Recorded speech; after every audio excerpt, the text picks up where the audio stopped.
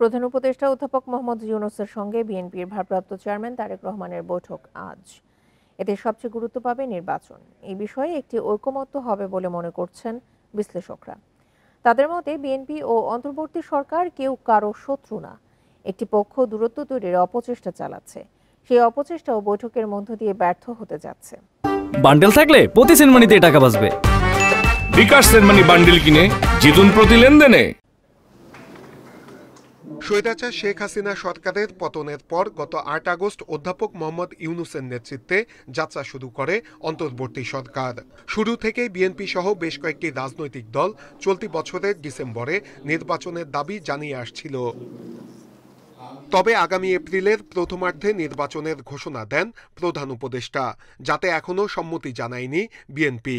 ডিসেম্বরেই নির্বাচন চায় দলটি। এ অবস্থায় লন্ডনে অধ্যাপক ইউনূস ও তারেক রহমানের একান্ত বৈঠকের দিকে তাকিয়ে গোটা জাতি।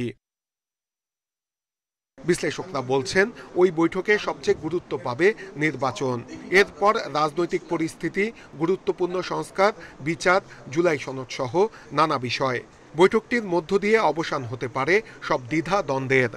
মানুষের রক্তের বিনিময়ে যে বাংলাদেশ ফ্যাসিস্ট মুক্ত হয়েছে, গণতন্ত্রে উত্তরণের যে সম্ভাবনাটা তৈরি হয়েছে, সেই সম্ভাবনাটাকে কাজে লাগানোর জন্য বিএনপির যারা দায়িত্বশীল নেতৃবৃন্দ আছেন তাদের কাছ থেকে যেরকম দায়িত্বশীল একটা ভূমিকা এখানে আমরা দেখব, একইভাবে সরকারের কাছ থেকেও আমরা মনে করি যে একটা দায়িত্বশীল ভূমিকা পালনের মধ্য দিয়ে এই সংকটটার একটা গ্রহণযোগ্য সমাধানের দিকে তারা আসবেন।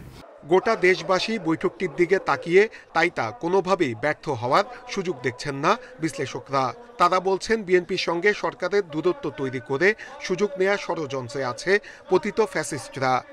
যারা কর্তৃত্ববাদকে ফিরিয়ে আনতে চায় তারা যেভাবে সরকার বিরোধী অবস্থানটাকে হাইলাইট করছে বা বিএনপিকে সরকারের সাথে বিএনপি এবং সরকারের মধ্যে এক ধরনের মতবিরোধ তৈরি করে উপস্থাপন করছে, এইটা আসলে একটা তৃতীয় পক্ষের কাজ, বিএনপিরও কাজ না, সরকারের কাজ না। ঐক্যতে যদি চির ধরে তাহলে আমাদের শত্রু দেশরা এটার অ্যাডভান্টেজ নেবে। তো সেটা তো সবারই মাথায় রাখা দরকার। এবং এই যে বৈঠকটা হবে ওনাদের, এই এক বৈঠকেই সব কিছু সলভ হয়ে যাবে তা তো না। এটা একটা বলা যেতে পারে যে it is just the beginning. এপ্রিলের আগে বা পরে যে কোনো সুবিধামতো সময়ে নির্বাচনের বিষয়ে দুপক্ষের মধ্যে ঐক্যমতের আশা করছেন বিশ্লেষকরা।